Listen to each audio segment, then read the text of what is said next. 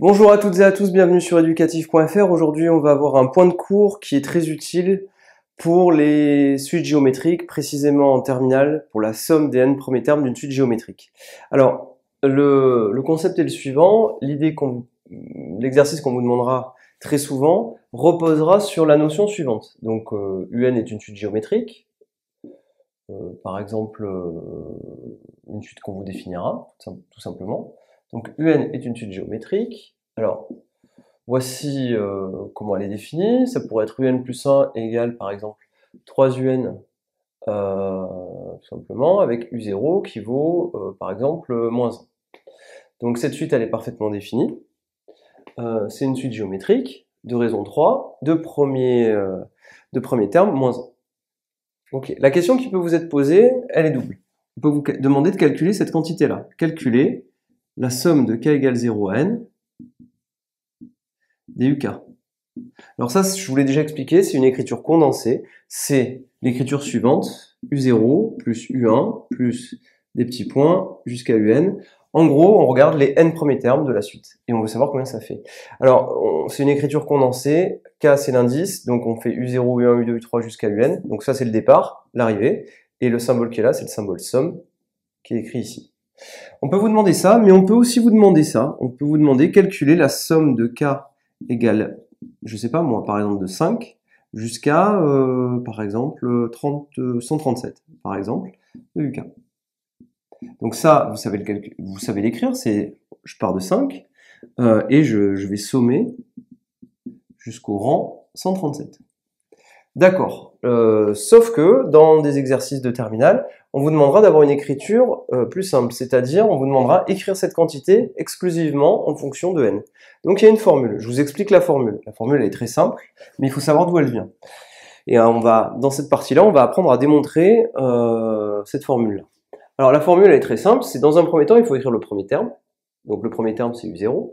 Pour cette quantité-là, le premier terme c'est u5. D'accord ?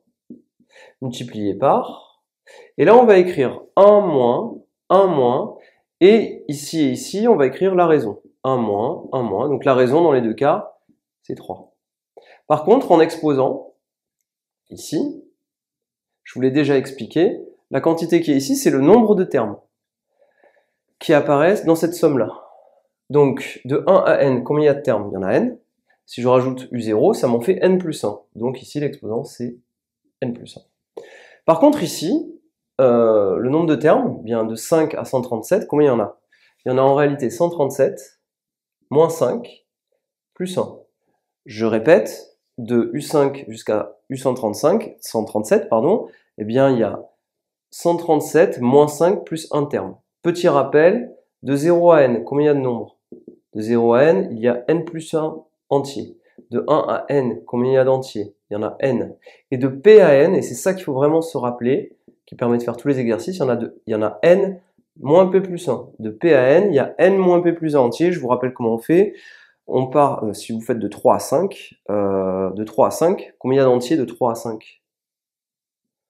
Eh bien, de 3 à 5, vous prenez votre main, vous comptez, de 3 à 5, il y a 3 doigts. Donc, il y a 3 entiers. Et pourtant, si vous faites 5 moins 3, ça fait 2.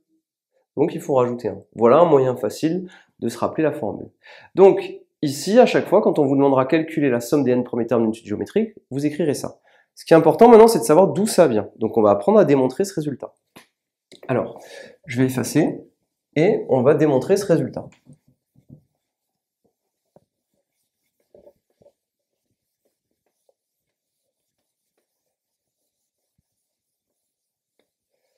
Alors, voilà ce qu'on va faire. On va le faire dans le premier cas.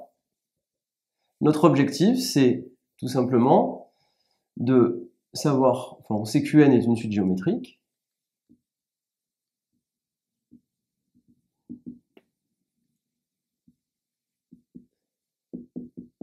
De premier terme, U0, de raison Q. Et nous, on va travailler dans le cas général, voilà ce qu'on va écrire. L'objectif, c'est calculer en fonction de n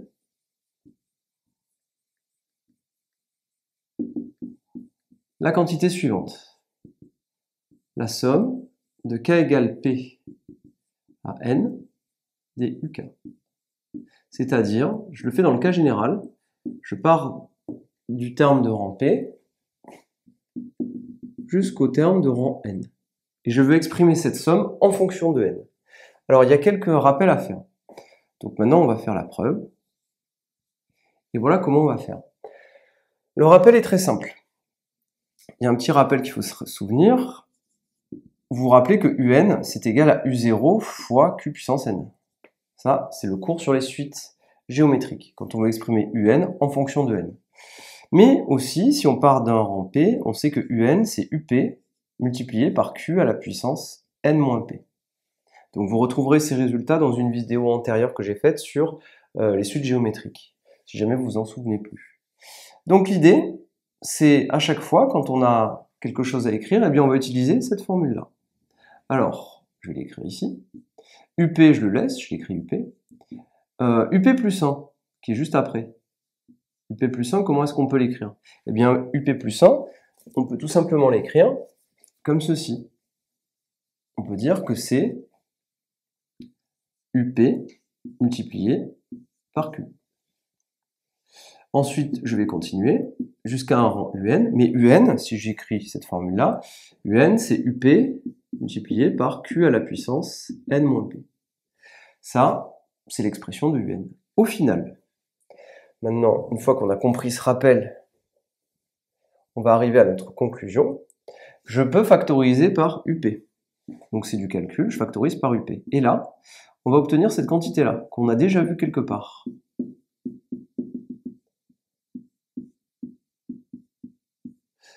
Donc cette quantité-là, on l'a déjà vue quelque part, en effet, j'ai factorisé par UP. UP fois 1, ça fait UP, UP fois Q, ça fait cette quantité-là, UP fois Q carré, ça fait cette quantité-là, et là, ça fait UP multiplié par Q à la puissance N-P. Donc cette quantité-là, on l'a déjà vue, je vous le rappelle, dans une vidéo antérieure, 1 plus Q carré plus Q puissance N, ça faisait combien? On l'avait démontré, ça faisait 1 moins Q à la puissance N plus 1 sur 1 moins Q.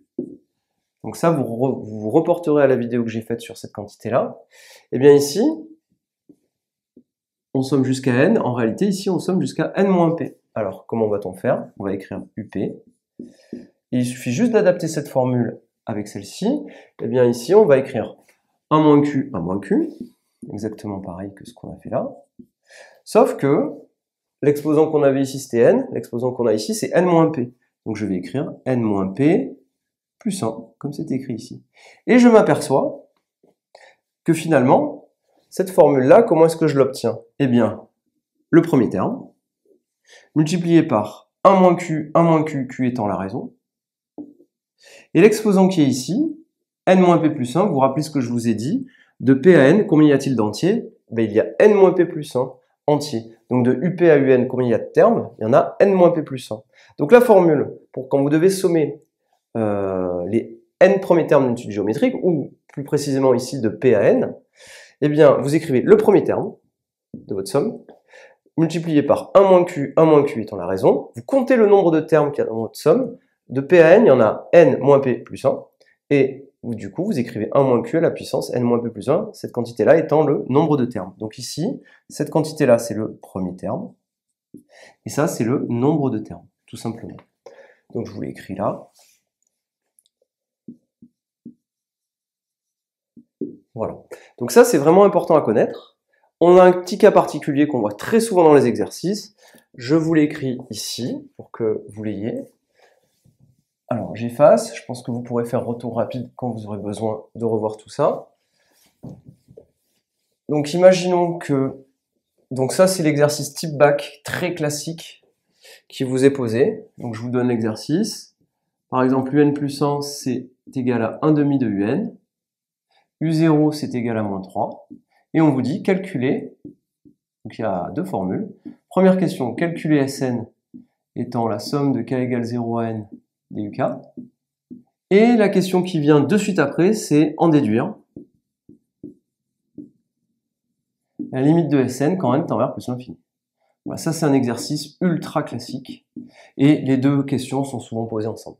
Alors on va le faire, et on va le faire en 12 secondes. Alors, regardez. Je vous laisse l'énoncé ici, vous pouvez essayer de le faire. Donc vous pouvez mettre pause et puis essayer de de le chercher si vous avez envie.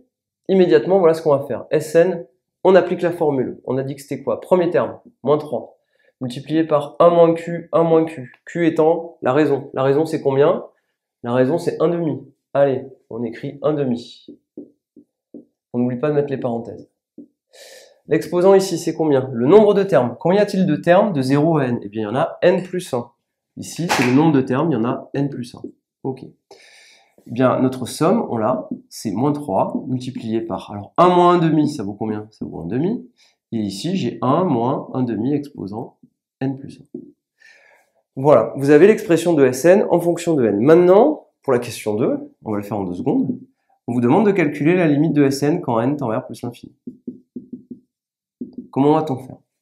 Bien, vous vous rappelez, la limite de q puissance n, vous la connaissez, ça c'est dans le cours. Limite de q puissance n, combien ça vaut quand q est compris entre moins 1 et 1? Donc la limite de q puissance n quand q est compris entre moins 1 et 1, je vous rappelle que c'est, enfin, on va faire des différents cas, mais si q est compris entre moins 1 et 1, la limite c'est 0. Si q égale 1, la limite de q puissance n c'est 1. Donc, et si q, on fera les autres cas un petit peu plus tard, mais si q est inférieur ou égal à moins 1, il n'y a pas de limite. Et si q est plus grand que 1, ça vous le savez, la limite c'est plus l'infini. Ces cas-là pour l'instant ne nous intéressent pas, nous tout ce qu'on sait c'est que 1 demi à la puissance n plus 1, on va étudier la limite quand n tend vers plus l'infini. Donc la limite de Sn, bien, moins 3, je le laisse ici, bouge pas, il ne dépend pas de n. Le dénominateur, 1 demi, ne dépend pas de n. Et la limite de 1 demi exposant n plus 1 quand n tend vers plus l'infini, bien cette quantité-là, elle tend vers 0. Donc au final, voilà mon résultat. Donc au final, ma limite, ça sera moins 3 sur 1 demi. Vous savez faire le calcul, ça nous fera moins 3 fois 2, c'est-à-dire tout simplement moins 6. Voilà, je vous remercie d'avoir écouté cette vidéo qui est très importante. En gros, elle permet de revoir la démonstration classique sur la somme des n premiers termes d'une suite géométrique, de comprendre d'où vient le résultat. Et ça, c'est l'exercice classique qui tombe tout le temps. Calculer la somme des n premiers termes et en déduire une limite. Évidemment, ça marche immédiatement. Il faut savoir le faire. Voilà, si vous savez déjà cette vidéo, c'est déjà pas mal. Je vous remercie d'avoir suivi cette vidéo sur educatif.fr et à très bientôt. Merci.